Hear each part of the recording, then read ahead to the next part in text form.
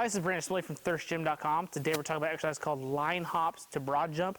This is a plyometric exercise that we like using with some of our younger athletes to work on quote-unquote quick feet, but also implementing some broad jump and some change of direction.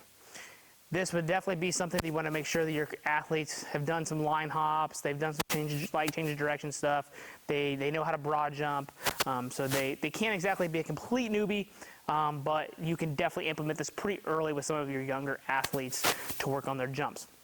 So it's just like it sounds. It's super simple. You need some kind of line or something they can jump on. I don't have one here in front of me on the turf, but usually we do it on the other end of the turf, or we'll use like a band, or we can draw it with chalk if you really wanted to. Get creative with your kids.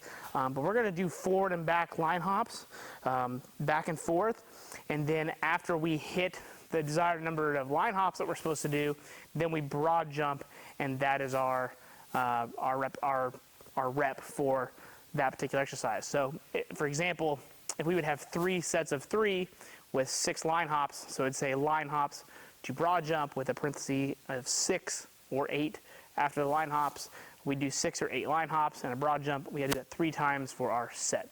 So you would just start here. We're gonna do a performance line hops back and forth. Make sure they're using their feet together. They're trying to be fast, but we don't want them looking.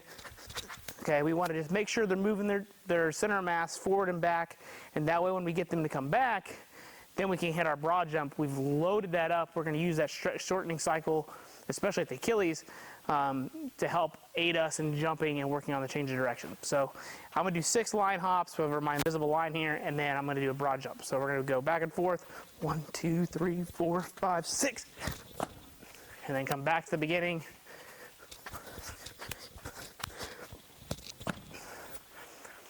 So obviously it's not that complicated, but many of your athletes are going to try to really rush those line hops. Emphasize that the speed is not the #1 priority. What's important is that we're changing direction back and forth, and then we're going to have a burst of a triple extension with our broad jump. So I like these usually for 3 to 5 sets, 2 to 4 reps. Depending upon how many line hops you're going to program, you got to make sure that you're kind of counting those ground contacts, especially if you're going to have these with more advanced athletes.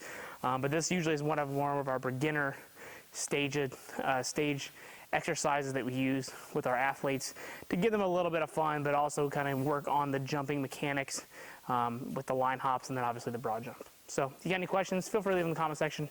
Thanks. Have a great day.